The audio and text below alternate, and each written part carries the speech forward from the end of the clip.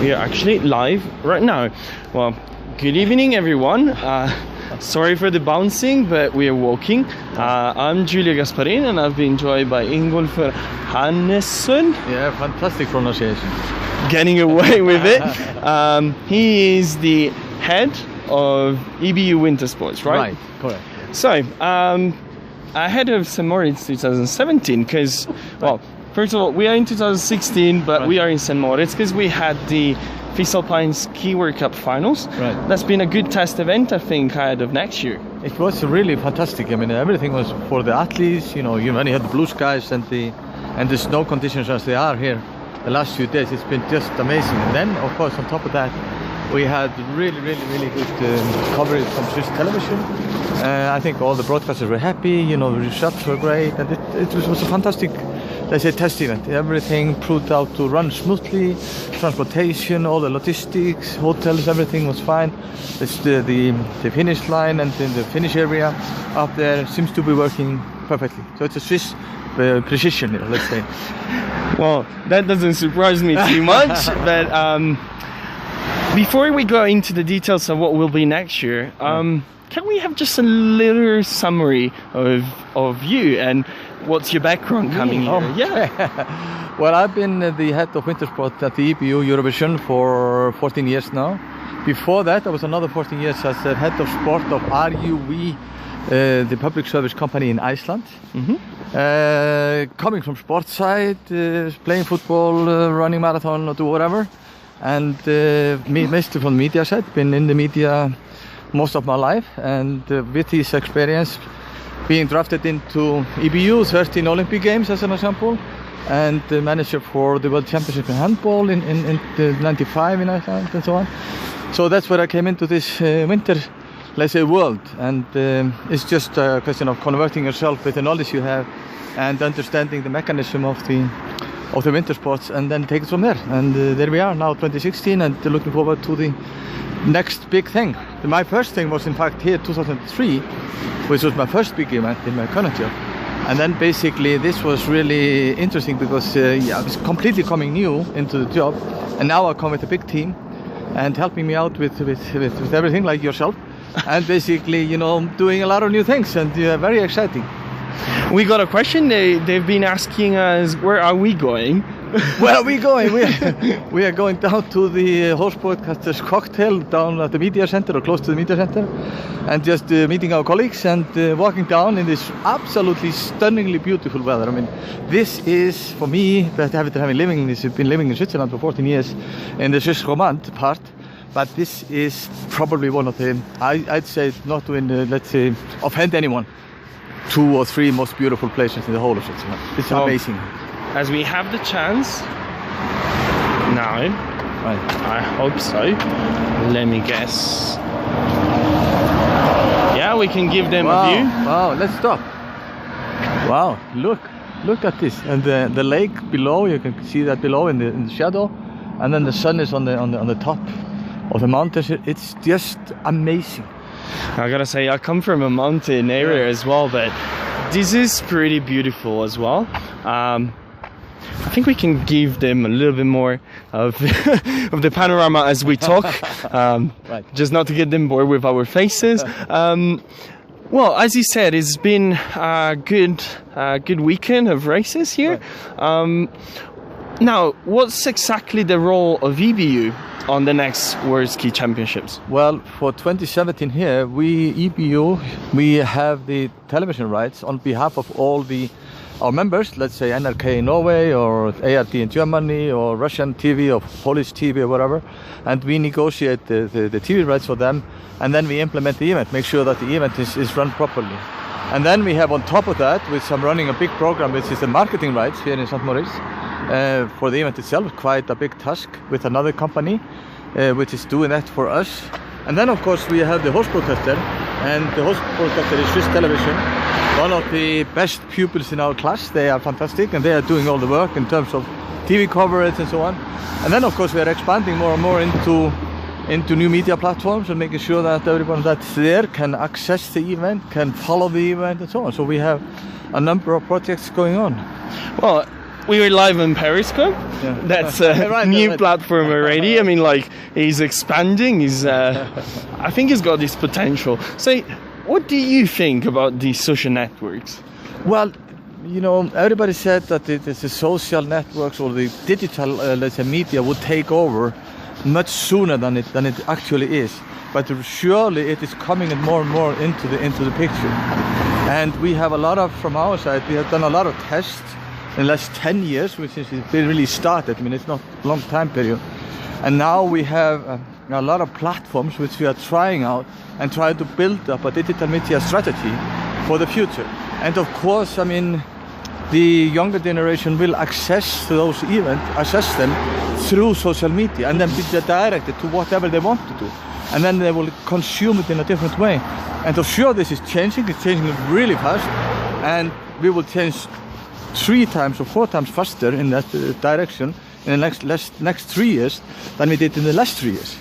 So if you're not prepared, you're not gonna be a player. So we are players, so that's why we're here. So, you say this is a good direction in which we're going, but how do you merge this with the main focus, which is of course the TV? Well, the TV is still and will remain the main focus, where the big numbers come from in the next 5 or 10 years or whatever. We can all speculate. We might be all wrong. And we have been wrong before, because we said, for example, that the old analog system would die much sooner than it did. We thought that the big screen 16:9 would go much earlier than it did, and so on. And the 3D, we thought 3D was the case, and suddenly 3D is dead, it's over. And now we're talking about Ultra HD. And this is basically, we never know where the development is taking us, but we need to be one step ahead and try to figure out exactly where we are going. And in terms again of the social media, of the I say digital exploitation, then there are different ways, it's spread out, and we just need to reach out with the event, because the event is always at the core.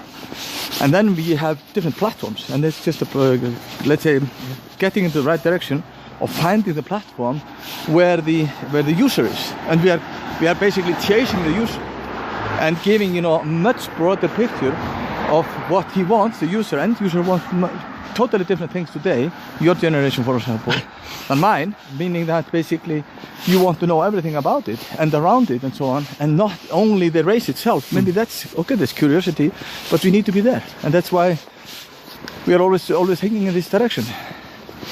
There is we've been talking about media is changing and about expectations and what, you know, is changing in the future. One of the main common saying was that radio would be dying, and then we have seen a revival of radio these days. There you go. I mean, everybody said that radio would die, and then radio revised itself on the internet, and now radio is basically much closer as a medium to the digital media now than television, for example.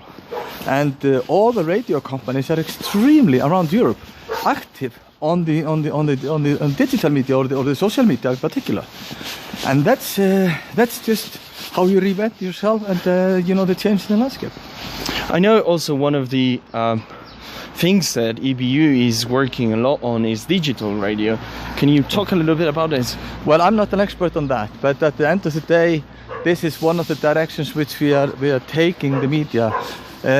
Most of our companies, members of the EBU, let's take Austrian television and radio, ORF, and basically they have those platforms already. They've been there for all these years, and they are revising them. They are looking into ways of using these platforms to get to the majority of the population. And that's really the task of the EBU. We have to be where the public is. If you're not there as an EBU member in the country, like in Switzerland or like in Austria or like wherever we are, we have no role. And then we have basically, yeah, they go faster. Yeah. Basically talking about new generations. Right, we had one passing by. Right. And then, you know, think about it. If you talk about, you see this guy, maybe 8 to 9 years old, driving down here on his board.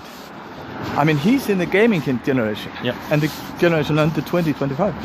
And how do they consume? Do we go into some kind of virtual reality with the gaming in the future, with linked to the sports?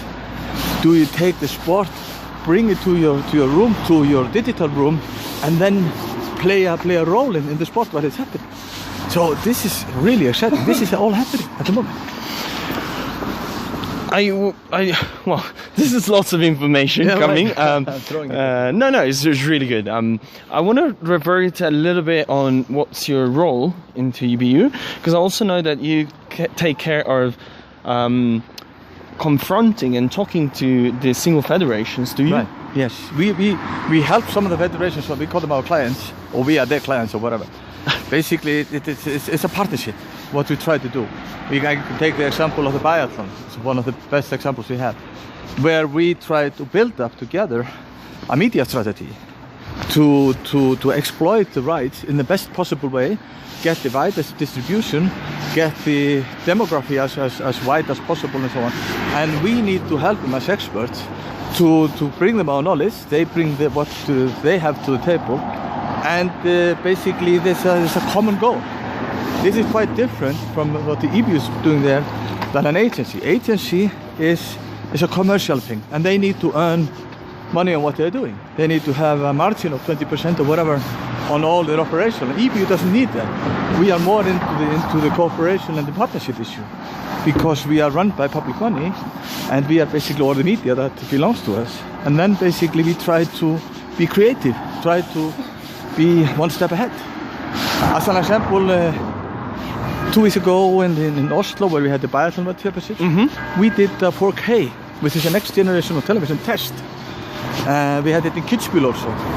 So we're just trying to see how the pictures are, how does it fit in of ski racing or biathlon into the 4K format, how does it build up when we grow the screens into 84-inch or even bigger, or a whole wall or whatever, and how is the construction of the pictures.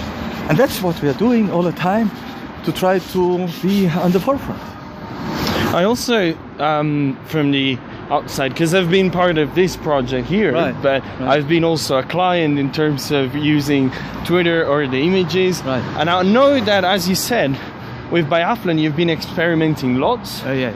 And from my side I have compliments, because the coverage of biathlon is really good. But how do you decide, in, as you said, just the studies and all of this, but how do you decide in which way to move forwards in terms of social media, especially because it's so easy to just do a little bit of everything but not really having a very designed path to follow? But this is a big question. If I would be able to answer that, I would not be working with you. I would be doing something else, because we're all trying to find our path. And what is good for one federation, which is maybe underdeveloped in social media, is maybe not so good for the next one, which is maybe developed. And then basically we all try to figure out how do we reach out and what is the best way to be really, really active there. And that's where we are. Well, since we are approaching our final destination, I will thank you. And I hope you enjoyed the chat as well, the new way to stream as well. Yeah, I have done a lot of interviews on each side of the camera myself in my previous level, but I've never done that before, live streaming on the net, and that's an interesting way of doing it. Well, thank you, and well, I hope you all enjoyed our chat as well, and I will leave you with a last view over the mountains of St Moritz.